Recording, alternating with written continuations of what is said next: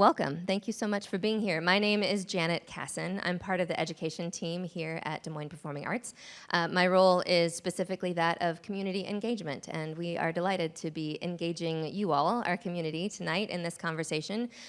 This was born out of lots of conversations and kind of wondering and dreaming with some of my colleagues about how do we share this story, Parade, that is coming next month to our theater here, not this space, the bigger one.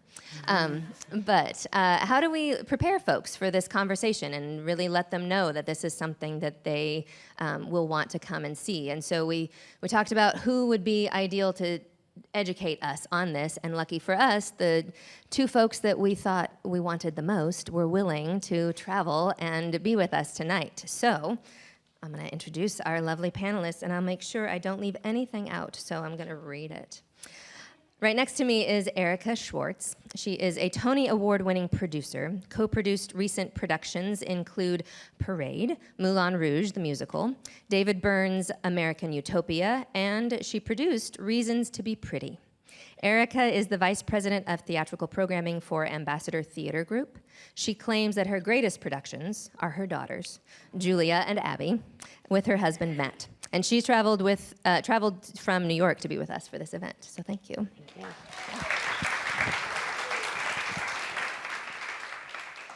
And on the end, we have Rachel Hirsch.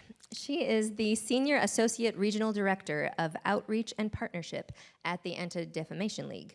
With over a decade of experience in educational leadership and operational excellence, Rachel is skilled in leading transformative learning and development initiatives across diverse educational landscapes. Rachel traveled from Chicago to join us tonight by car and will be driving back after this event. I know. Just wanted you to have that extra bit of sympathy, as we know that I is. appreciate it. Yeah. But thank you both so much for being here. We really, this is an important story to tell and an important connections to be made with our current time and landscape. And so I wonder, Erica, can we start with you? Can you just share with us briefly, it doesn't have to be brief, a synopsis of the show, Parade? Yeah, sure. First of all, thank you for having me. It's a true joy to be here and to be sharing this with all of you, and thank you for your interest and your support of the production. Parade centers around Leo and Lucille Frank. It is a true American story. It is one of the first stories on record of anti-Semitism in this country that was also used for political gain and larger repercussions nationally. Leo was a Brooklyn Jew who moved to the South to be the superintendent of a pencil factory. And in 1911, a 13-year-old girl was found murdered in the pencil factory. And Leo, being Jewish and in the South, was very much an outsider and was immediately cast as the guilty party. And the show follows his trial, ultimately his conviction, and then I don't want to give away the full story for those of you who don't know, but what ultimately happened to Leo. And the second act really shows his wife's story and how she, when faced with great adversity, really shines and shows true resilience and strength and compassion and works very hard to clear his name and also to fight the various, anti-Semitic tropes and kind of discord that's happening within the community, and how she soldiers on. And how did you become connected with this show? Sure. So the show, I was a senior in high school, and the show was happening on Broadway at Lincoln Center. So the composer's a guy named Jason Robert Brown, who wrote the show in his early 20s. Alfred Urey, who you know from Driving Miss Daisy, wrote the book. It's actually Alfred's family story. Alfred grew up outside Atlanta. I believe it was his great uncle who owned the pencil factory, so he knew the story, and I think people, especially Jewish people in Atlanta, know this story very well, still to this day. The case, again, without giving away too much information, the case is still open in Atlanta. So I saw the show because I was a senior in high school knowing I wanted to go major in music theater. there was a PBS like blurb, like a blip on the TV one night late at night when I probably should have been sleeping or studying for an exam. And I went down to the kitchen table the next morning and I said to my parents, what are we doing this weekend? And they rattled off a few things. And I said, no, there's a new show at Lincoln Center about anti-Semitism, and I think we should go see it. And God bless my parents. So we went. The show was not well received when it was first produced. It was seen as kind of too sad, too depressing, just not really relevant or topical. But Jason Robert Brown, who wrote the most beautiful score ever, won the Tony Award that year. He was 27 years old.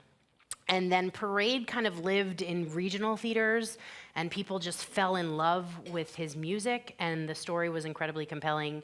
Jason has gone on to write several musicals. He's considered to be probably one of the most prolific contemporary writers for the American musical theater.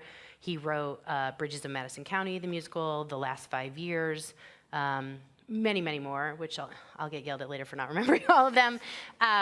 But when it was being discussed that Parade might be revived, I knew I had to be involved in the conversation. I've always looked to produce work that I personally resonate with, that I'm passionate about, and that the thing I love most about producing is connecting with other people through art. And that whether it's just making someone laugh for 2 hours or really expanding someone's understanding of someone else's culture or maybe a moment in history that they didn't know about, to me that's the ultimate gift, to be able to create a space that allows for dialogue and discussion and connection. So when it was being discussed, our company very much jumped on board. We were thrilled that it was received so well. I think Jason has said it best, that it's very unfortunate that 20 years later it actually is resonating more with current audiences than it did when it was first out in 1999. And so ironically now is the time for Parade. And so really bolstered by the reception for the revival on Broadway and the Tony Awards, we immediately thought, how can we get this to be seen by more people, which, as I said, is my biggest passion. And we set a foot to having a tour, which is the thing besides my daughters, of course, the thing I'm most proud of, to be able to bring the story to so many people. We're very thankful that it's coming to Des Moines. So, Rachel, can you please share with us what is the connection between Leo Frank's story and your work with the ADL? Yeah, so Leo Frank's story is actually the inception of the ADL. So Sigmund Livingston, who founded the ADL, was a lawyer, and essentially when this case happened, he said this can never happen again, and that was really the impetus for it. So ADL was actually founded in Chicago, had a large presence in the Midwest before it moved to all over the country, and our headquarters being in New York. But it was cases like this that were taken on initially that kind of, began the ADL. So ADL has 4 kind of arms. One is casework and working to change laws. And that advocacy is another arm, education, and then outreach and partnership. And so everything kind of initially started from this case. And one thing that's really incredible is Sigmund Livingston, who founded the ADL, his granddaughter is a board member currently still of the ADL. So she sits on our board in Chicago. She's incredible. Wow, amazing. Can you describe, I know I got to chat a little bit with each of these lovely people earlier today to learn some things, and some pieces that were news to me that maybe some of you already know, is how the ADL covers various regions. So can you talk about that here in the Midwest? Yeah, so in the Midwest, we oversee 9 states, and there are about maybe 15 of us who work in the office. We have 3 people who are community engagement managers. They're placed in Indianapolis, Minneapolis, and Omaha. Our Omaha community engagement manager oversees Iowa, Kansas, and South Dakota. Our Minneapolis community engagement manager oversees North Dakota. And then our Indianapolis person sits in Indianapolis, and I sit in Illinois, and Wisconsin's mine too. But, and then I have an arm into each of our spoke markets as well. But it is really just like a pretty small show that we run, but we really cover a lot of ground. Like today I met with Jared from the Federation, and we're trying to think about things that we can do to better engage the community and make the community safer. In Iowa, in Des Moines, but also in Greater Iowa. And I also went to University of Iowa, so I have a very special place in my heart for Iowa. Yeah, we do a lot. So my job specifically, I get to do fun things like this. I do outreach and partnership. You heard my title. They made it extremely concise. Senior Associate Regional Director of Outreach and Partnership. So I get to do that. I was an educator in my prior life. I was a teacher and assistant principal, and I worked in the university space as well. I oversaw student affairs at a small school on the south side of Chicago, a small engineering school, and then at a small liberal arts school in Virginia. So I've gotten an incredible chance to work with students of all ages, and now in this role I get to kind of do a lot of that educating as well. But in ADL, there is so much that's done. I do incident reports as well for K-12 and university. So if there ever is an incident and you write it in, it will be me who calls you. But then there's also a person who is our director of law enforcement, and he responds to any other event or incident. So we kind of cover the Midwest, but there are offices kind of all over the country. And it's very randomly split up. It's not normal because there's old legacy offices, like Michigan has its own, Ohio has its own as well. But there is kind of ADL everywhere. So sorry, I've gone on a tangent, but that's great. I was also very curious. Yeah, thank you. I was also curious to hear you talk about how even the spaces where there may not be a large number of Jewish folks living, that those folks can be the most vocal advocates for the causes. For sure. One of the things that I really try to do, and ADL has kind of two missions. One is to stop the defamation of the Jewish people and secure fair and just treatment for all. A lot of the work that I do is specifically with the Jewish community, but we work with any community that has experienced bigotry or bias as well. I will go and connect with Jewish communities all over the Midwest. And I say that like some of the communities that are smaller Jewish communities or have a smaller group of allies are our strongest communities, because you have to speak up, right? You can't hide behind somebody else. So I'll just say thank you to everybody, one, for being here as either a Jewish person or as an ally or as an interested party to learn more about this, because it's very important. And unfortunately, this has been the greatest year for anti-Semitic incidents in the 40 years that we've been tracking. About just shy of 9,500 incidents have happened this year, and we know that it's grossly underreported. Because when I speak to families, they'll say, this has happened, but this, and this have happened before. And I'm saying, why didn't you report that? That's horrible too, horribly egregious. And they'll say, well, I just didn't know where to go, or I didn't know if it was that big of a deal. And just know it's always a big deal. And people like me are happy to respond. Thank you. Thank you for that work too. So I will admit I have not yet had the privilege of seeing Parade, but I'm very excited to do so, as are all of the people in this room. Yes. So I understand, though, that the show asks some really difficult questions. And what would we do if faced with circumstances similar to that in our own community? Can you tell us about the reactions that you've seen and heard from audiences at this time? Yeah. The response has been amazing and incredibly supportive. And I think the hardest thing about the show for me as a producer is you can't tell someone something's great. I mean, you can, but you know, you of course, I think it's great, right? And of course, I'm gonna say, oh, it's amazing. But it's also really hard to tell people how they're supposed to feel or how they're gonna feel. And I think the thing I love the most about the show is the emotional journey that it takes you on, which is a little bit different for everyone, right? But number one, the music is just beyond beautiful. So if you love sweeping scores like a Les Mis type style musical, this show has that. So that's one thing that we talk about. But the harder questions are hard for people, and even within the Jewish community, when I've reached out to people about the show coming to town, many people have said, oh, it's just too hard right now. I can't engage right now. And it's very hard for me to hear that, though I certainly understand where that's coming from.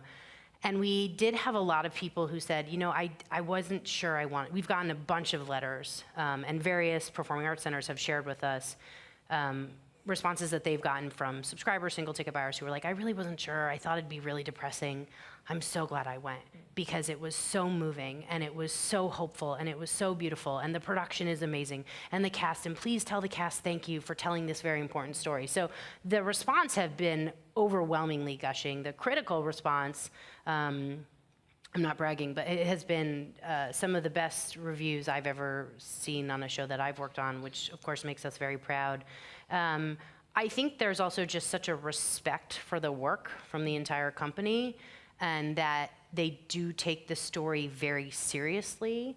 The show also, it deals with anti-Semitism, but it also deals with racism. There's a whole secondary story in the show about the black members in the company and the black characters who were around at that time. And there's a whole thing about the fact that she was a white girl that was killed, and if she was a black girl that was killed, nobody would have cared, right, in the South. And so there have been amazing conversations between the Jewish members of the company and the black members of the company, and how they all are telling stories that are important for their own personal history, and out of respect for their elders, and out of respect for where we as a society should move forward and hopefully can move forward.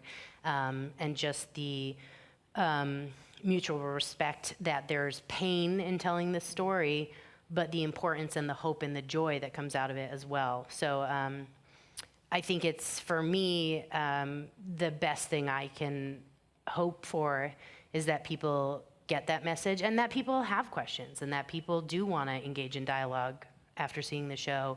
And like you said, I think a really important thing is most of the second act really talks about where would you stand, right? Where do you stand? There's a whole political storyline that happens to the district attorney, and how the various forces that can support him, and that the trial, which was mostly based on circumstantial evidence, becomes really its own circus show, and was heavily, heavily covered in the press with very typical tropes about Jews. And so Leo Frank was depicted, you can see it, like with horns and a big nose and caricatures to really defame him publicly. And I think it's really important questions for people who come and see the show.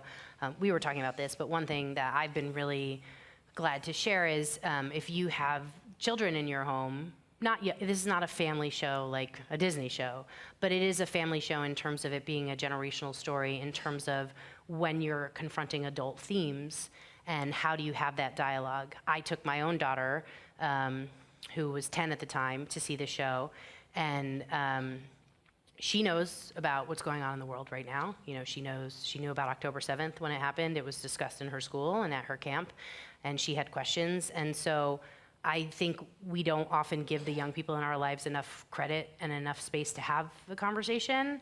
And I've been finding, as we've traveled the country too, to say to people, if you have, you know your own child, I wouldn't put a specific age on it, but I'd say around 12 or 13, certainly high school age kids, it's a very important story for them to see. It deals with a lot of issues that they will be confronting in their adult life. And that question of where do you consume your media, right? That's a huge thing that we confront right now. Where do you get your facts? How do you know who's telling the truth? What would you do if something like this happened in your town? How would you react? How would you think for yourself? How would you maybe not go, with the mob mentality, et cetera? So we have found, and I'm very proud in the conversations that I've heard, that people have been able to have following seeing the show with family members that really keep, the spirit of the show and the message of the show moving forward. So it sounds like we might need to have you back after the show has been here to continue this conversation. I'd be happy to come Yes. back. Okay, very good. I could go on asking lots of questions. I have more, but I'd also love to open it up to you all to find out what you are curious to hear from Erica, the producer of the show, or Rachel, who works with the Anti-Defamation League. And I will, for the sake of everyone being able to hear the question, and for those who might be watching the recording later, I will do my very best to repeat your question into the microphone, just so we have that opportunity to all hear it. So, anyone? Yes, right here in the front row. So the name is a little misleading. It gives an idea of something very joyous and celebratory, and so we're going to find out where that title came from. Yes. I didn't pick the name. The show's been around for a long time now. So the show takes place on the Confederate Memorial Day, which is an actual holiday that is celebrated in the South, which is their Memorial Day of when they lost the Civil War. It's very interesting. There's a whole thing about it in the show. And so there's a parade. It's actually a holiday. And while the parade is happening is when you see Mary go off to the parade with her friends, and she's like, I'll see you after the parade, and then she never shows. And she goes by the factory to collect her pay on her way to the parade, and is somewhere along, that journey is killed. And so it takes place on the day of the parade. Yeah. But it is. We've heard that from a marketing perspective, that, we thought it'd be really fun, and we're like, it's not. And and it's not that there is so much joy in the show, which again is a hard thing to get across in the 30-second spots that we're able to show on TV. But there is a lot in the show that is uplifting and meaningful. And how do you market it? How do you explain what it is when it does confront some big issues? But I do think where we don't shy away from what it's about. We are very bold. We don't want to shy away from what it's about. We want people to know what they're coming to see. I don't want to. I would say something, but it's in the second act, and I don't want to ruin anything. But there are moments that are very challenging to watch for people, and we don't shy away from that. And I think that it's important for people to know. Obviously, a murder's depicted. What I can share with you, it's early in the show, becomes a whole trope that Leo molested a bunch of girls. And so as the show goes on, you as the audience member, it kind of, if you're like a true crime person, if you love watching, like Dateline and those kinds of things, the musical actually follows that formula. So the murder takes place, Leo gets accused, and then you go through the trial and people showing evidence, and then the evidence gets questioned. So one thing that comes out is that all these girls accuse Leo of molesting him, so he had to be this kind of horrible person who molested this girl, and then maybe she threatened to tell people, and so he killed her, and that's a storyline in the show. And then what unravels is actually really telling. But so there are hard themes. There's a chain gang that the black members of the company talk about, and they've done their own research on, and what that must have been like for many of their ancestry to have worked on a chain gang and experienced that type of slavery in a different form, right, as the modern jail slavery. So there are deep-rooted themes. I think what we talk about is this is a true American story. This happened here not that long ago. And in order to move forward as a society, or in any society, you have to confront your past. And I think the thing that we just know to be true is that we're constantly looking back, and unfortunately, are we really moving forward as a society? And so I think that to be able to participate in that conversation and confront it in a way that may be more accessible to people is something that we're trying to do as the show. And the arts provides us that container to start to experience that story, feel that empathy, and be able to ask the questions. Yeah. Okay. What other questions do you have? Yes, right here in the second row. The question is, since it's a revival, were there any changes made from the first iteration to this one? Yes. So following the original Broadway production, there was a production in London at the Donmar Warehouse, and Jason and Alfred did some rewrites for that production. Our revival is kind of the best of both. And then it being a revival, it's a brand new director. So Hal Prince was the original director who helped conceive the project with Alfred and Jason. And in fact, every time we were in the rehearsal room or talking about the show or when we won an award, Alfred and Jason and Michael Arden, who directed this production and won the Tony Award, have always been incredibly respectful about bringing Hal into the room, which is a very sweet thing. But our production is different than the original production.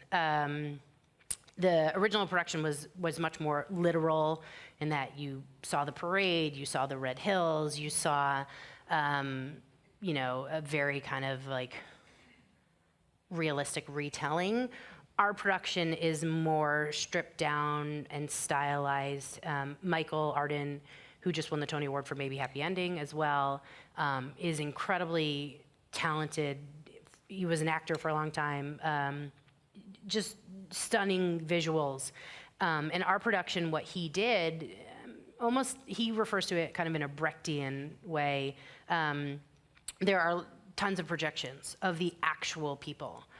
And I think what we're trying to evoke, though I can't speak for Michael in this, is that this really happened, right? Like, to remind people that this is not a fictional story. This is real. This is, these are who these people are. So when you're first introduced to each of the characters, a huge projection comes up on the stage and shows you who these people were. So from a stylistic point, I think we're trying to remind people that this is real, this happened.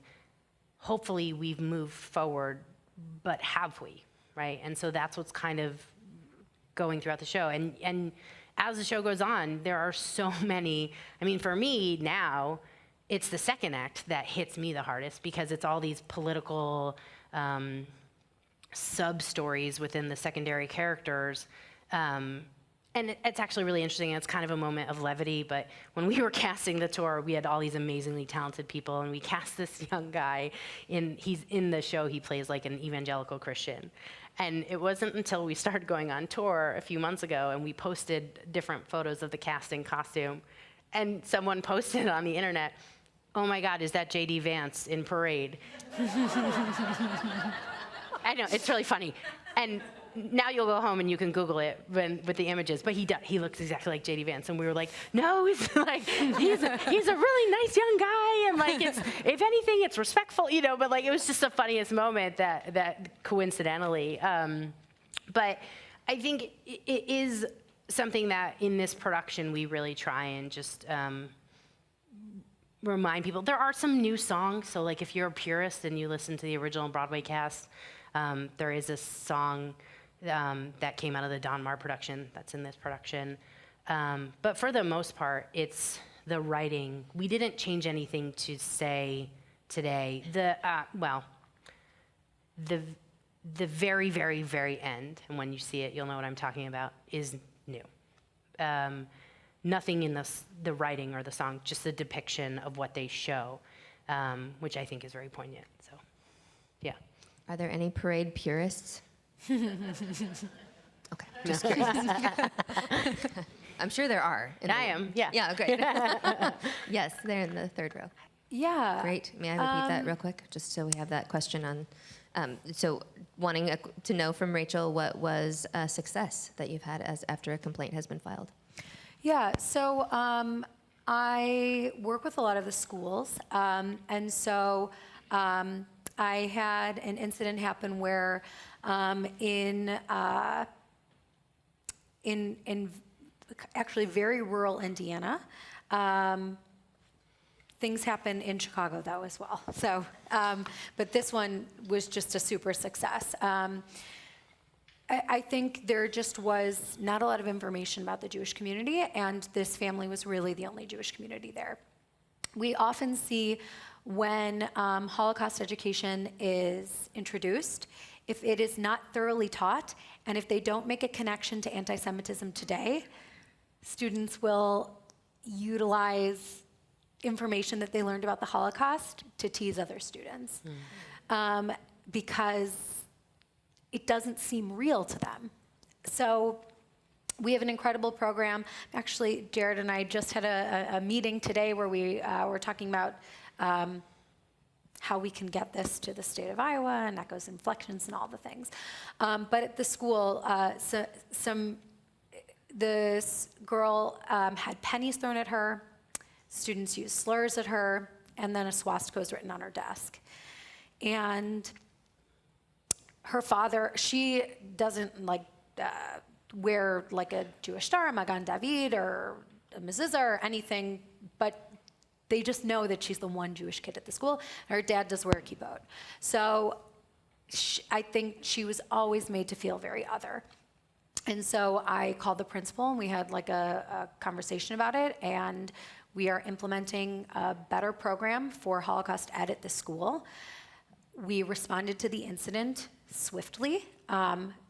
Multiple incidents had happened before I'd heard it, and the way that the school responded was, as a previous school administrator, it was not the way I would have responded. And the superintendent actually became involved. So now we're doing anti-Semitism education for every single teacher within the district, which we have like a really short 20-minute anti-Semitism ed video. If anybody wants to watch it, it's online, it's free, it's easy. So we're gonna provide that. The student got the proper support that she needed at the school for these incidents happening.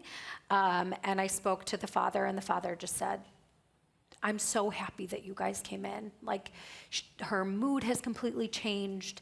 She feels seen. The student was actually reprimanded. What initially happened is they removed the girl from the class, which, why was she getting in trouble for something that she didn't do? And they just thought, well, it'll make her safer. I'm like, remove that boy from the class. Get him out of there. And so we also looked at their policies and procedures and what should be in their code of conduct. We were able to rewrite that. So, and they were very receptive. Schools are not always receptive. I understand. I was an administrator, and I didn't like when people told me what to do. But you have to understand when you need help. And if it's something that continues to happen, clearly what you're doing is not right, and it's not working. And so, and we've done that, you know, kind of all over the country. So that was a success story, and one near and dear to me, just because if we can, school is the time when you can make mistakes. And I know that that student who did this probably is not incredibly hateful. He's a 7th grader. But this is the time where he can actually have a consequence and make that change. He's not gonna be fired from his job. You know, he's not going to be ostracized from his community. And hopefully he uses it as a learning lesson, and then we'll bring that, you know, within his life. And the student that this happened to can kind of build that confidence and understand who is in her cabinet and what to do in situations like this. Thank you. Yes, in the back row there. Yeah, so this is the first year that 58% of the incidents were Israel-related or Zionist-related, which is the first time ever that the majority of incidents were related to that. A lot of them were because they happened on college campuses and at rallies. We went to 5,000 rallies, and we saw just under, like maybe around 2,300 incidents of anti-Semitism. Not every single rally had anti-Semitism at it. So we've seen a lot in public spaces. Yes, at colleges and universities and schools, we've seen an uptick in K-12 this year.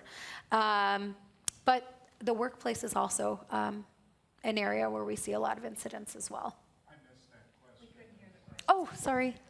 That's all right. The question was since she'd mentioned earlier that there were a lot of, the highest number of reported of anti-Semitism events, incidents, where were those being conducted? Was it at schools? Was it at higher education? And so we've learned now it was at rallies and workplace often. Yeah. Is that right?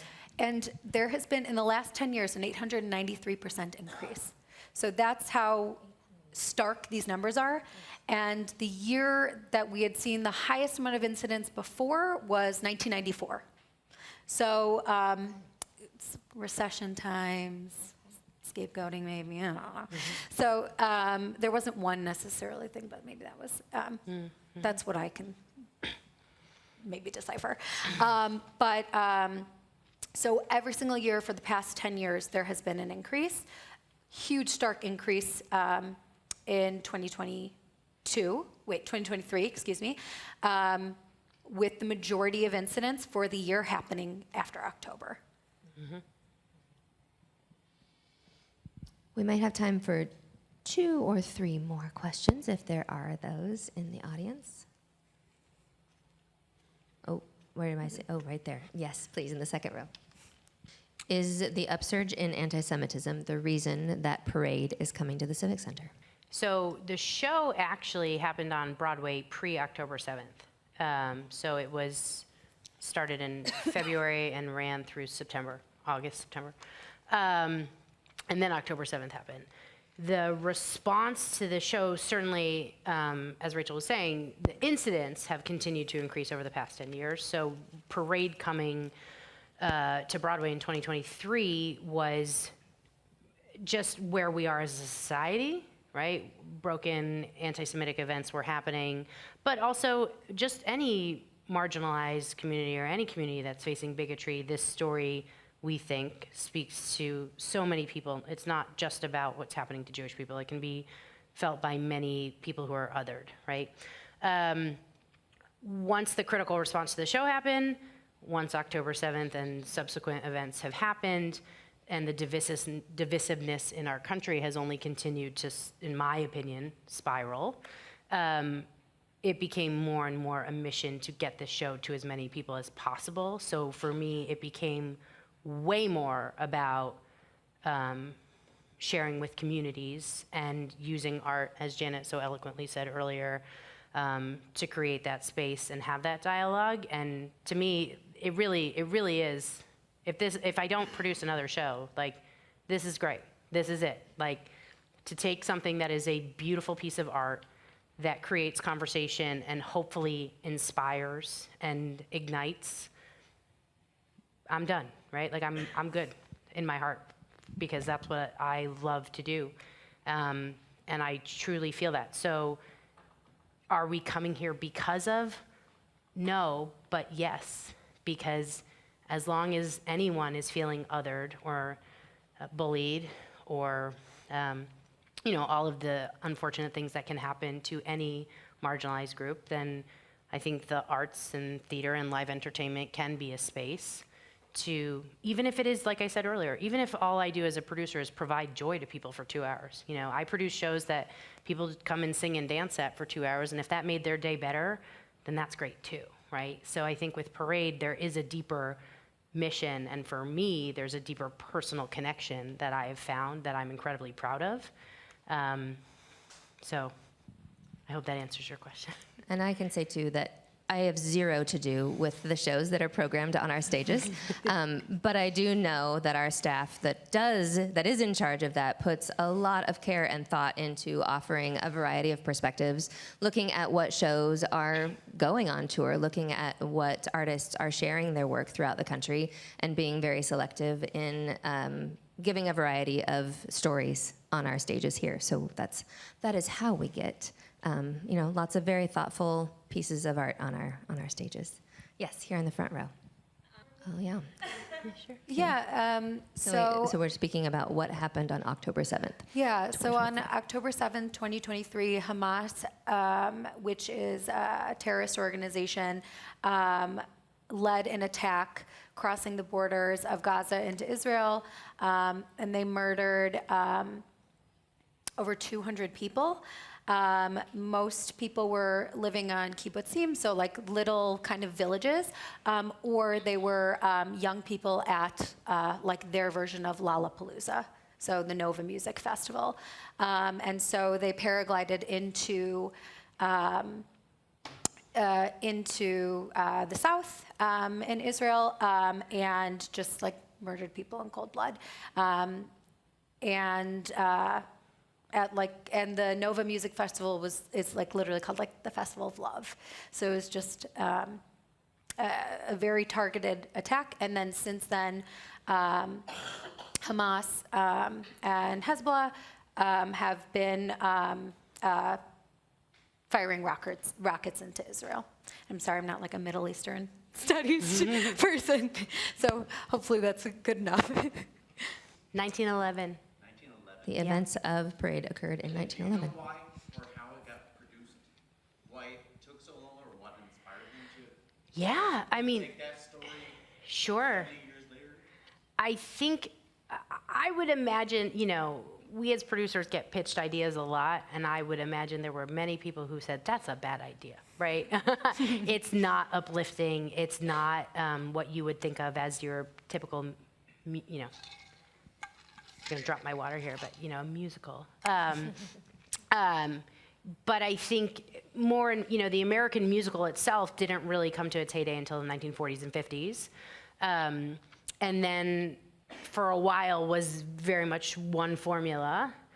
Then, you know, I mean, we can make this whole music theater lesson, this is my jam, but in the 70s you had kind of more progressive musicals that were kind of deconstructing the form a little bit. Then in the 80s you had like the surge of like the big Les Mis and Phantom, like the big musicals, spectacle musicals we call them. And so it wasn't really until the 1990s that I think there had been enough deconstruction of the form that people were starting to look at what stories can we tell that maybe aren't just this like, you know, toe tapping, tap dancey, yay, life in Oklahoma's great, you know, like, right? Like, and those are like, trust me, I grew up on all this stuff. Like it's why I do what I do. So I think, and to that point, in 1999, when Parade did come out, it was not well received. It was, why would you write a musical about this? This is too dark. This isn't what people want to see. Commercially, it failed miserably.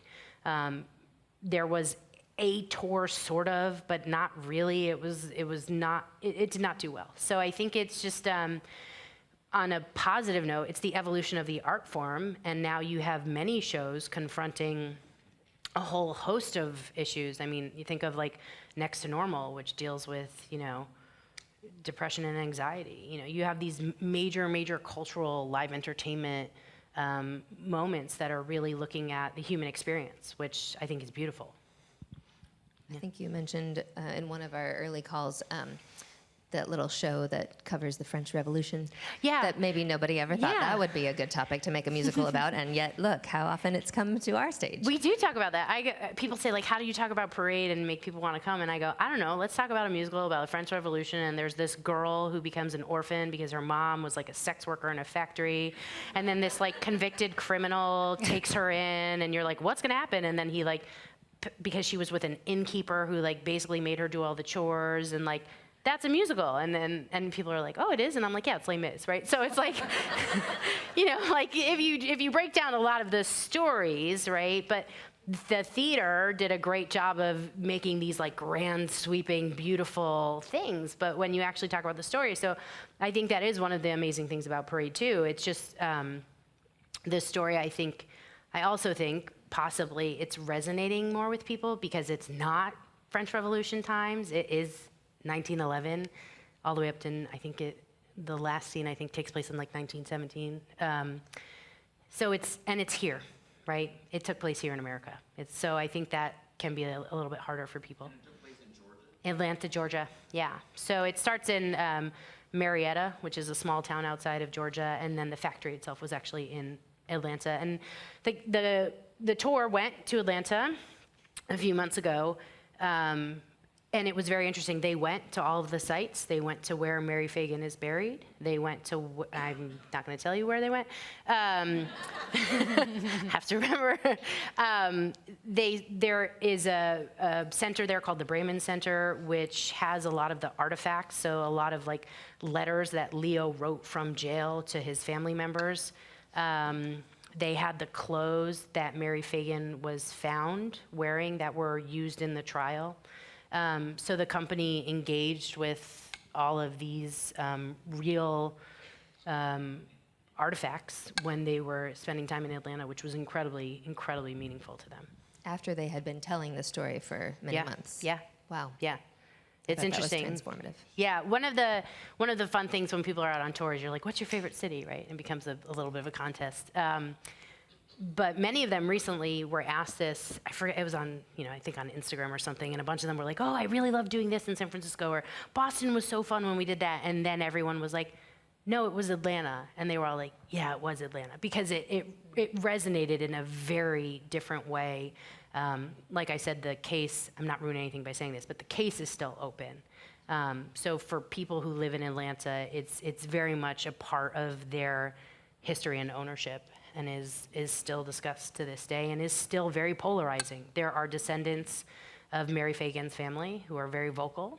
It also, it's around this time as well, and Rachel will correct me if I'm wrong, that the Ku Klux Klan had a huge surge resurgence, yeah. after this case. So there is a lot of kind of deep South things in their roots in their culture that are very topical and hit a nerve within that community. Yes, thank you. Okay, great. We'll take it. How close to the actual events were you able to be in this story, or how much artistic license did you take? Yeah, I think the best way to answer this is there are many versions of many stories, right? But there are definitely two sides to this story that are still very real to a lot of people. There are people to this day who have sent us letters and are not quiet on social media about the fact that Leo Frank was a molester and, blah, blah, blah, blah, blah. And there are people who feel very strongly that a Jew shouldn't have been living in the South at that time, and he, should have known better. But to people who that was their, maybe due to their education or their surroundings, that is their truth, right? They understand that to be the story. The story that we tell is from the perspective of Lucille, the wife, who, my opinion, she had a pretty good front row seat to what was going on. And it's really about her journey, about when this happened to her, in her family, in her life, and how she chose to react, and the resilience and the fortitude that she showed. So that's the story we're telling. What happened to Lucille is what you see in the show. So that is the true depiction of Lucille's life story. And what happens to Leo is the true depiction according to Lucille and many other historians. There's a lot. If you feel like I'm speaking in code, it's because I don't want to tell you what actually happened, because it is quite momentous. But there have been, and Rachel probably knows more about this from a historical aspect, there have been many, many historians, many, many politicians, many, many lawyers who have examined this case and this trial. And many, many facts came out later. Most of the trial, we have now learned, was based on hearsay.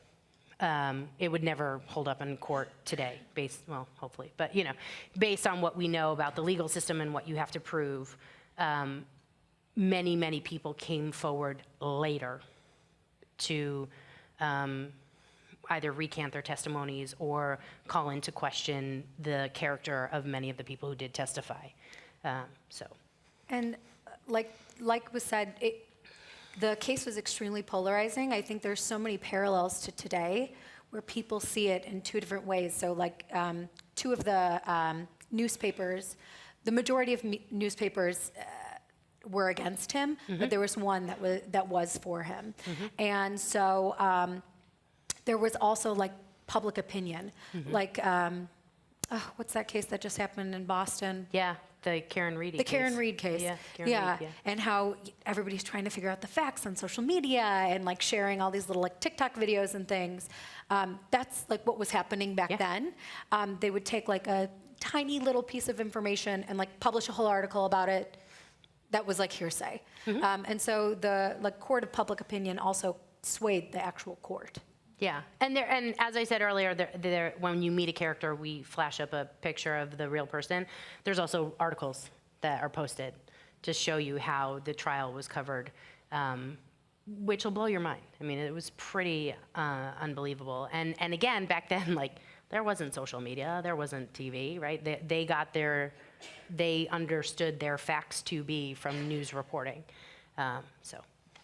Well, and similarly today, we get, when the people closest to us, we listen to what they believe about a thing and formulate our opinions based on that. Maybe from our favorite TikTokers, or maybe from those who are closer to us. All right, we're going to take just one more question, and I'm counting on my eyes in the sky to tell me who's had their hand up the longest. Do you know? This person over here? Okay, very good. Interesting. Does the show touch on why phobias are so compelling and why we continue to talk about them?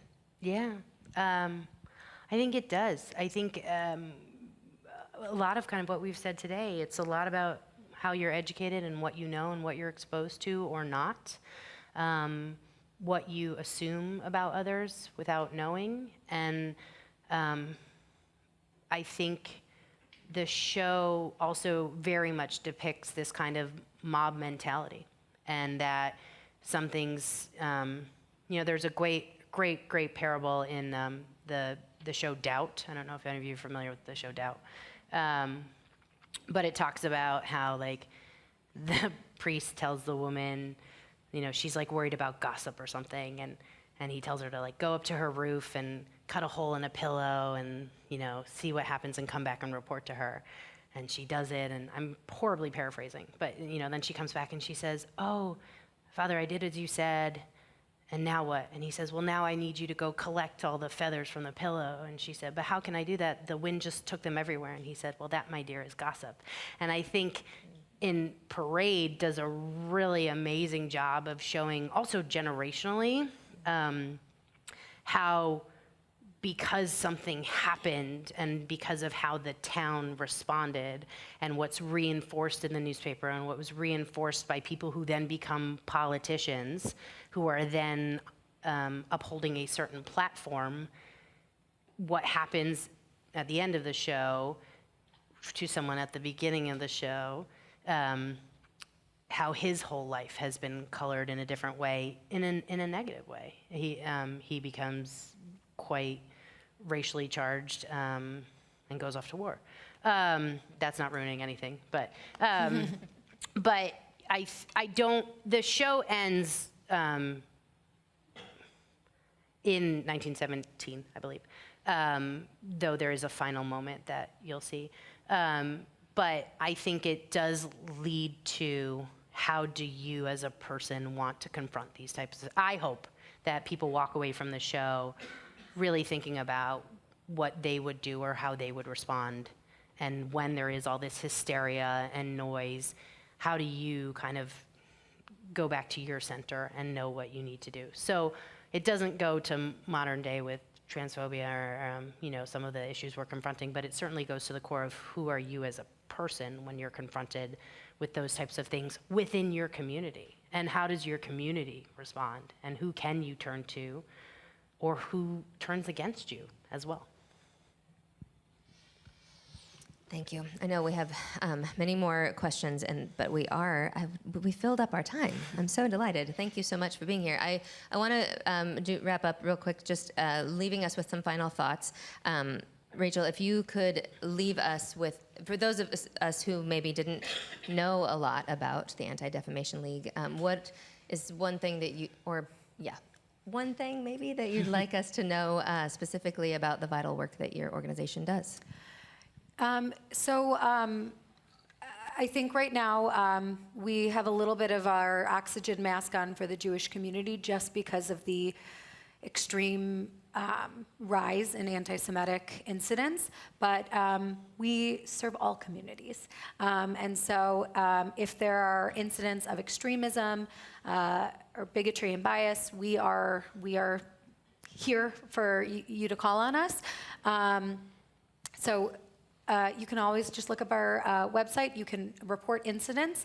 But also, I think we're a great resource for educational opportunities. We're actually in some of the schools in Iowa with our program it's called No Place for Hate, and it's a program where we teach about being anti-bias. So, don't forget us, I guess. We were started in 1913, 2 years after this, because of this incident.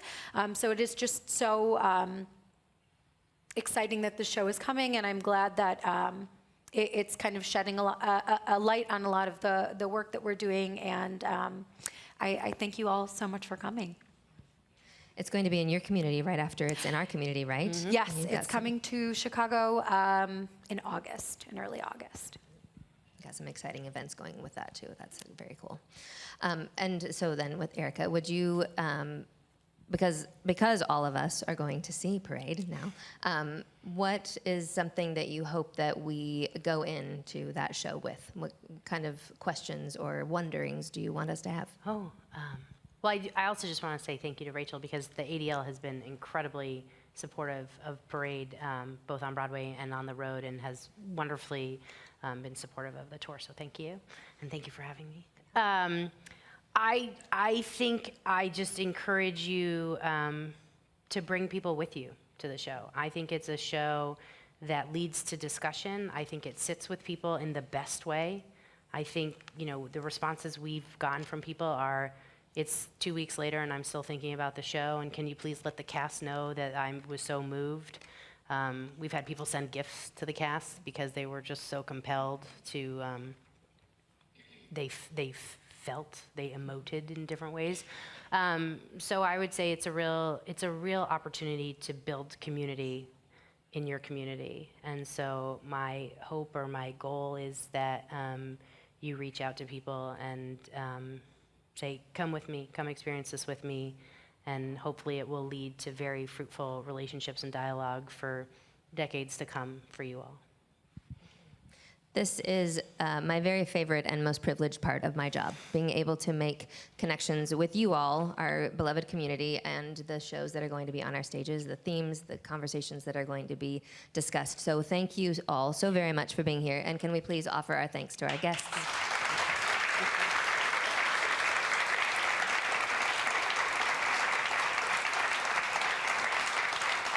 Thank you so much. We hope to see you again July 29th through August 3rd. Parade will be on the main hall stage, and get home safely. Thanks so much.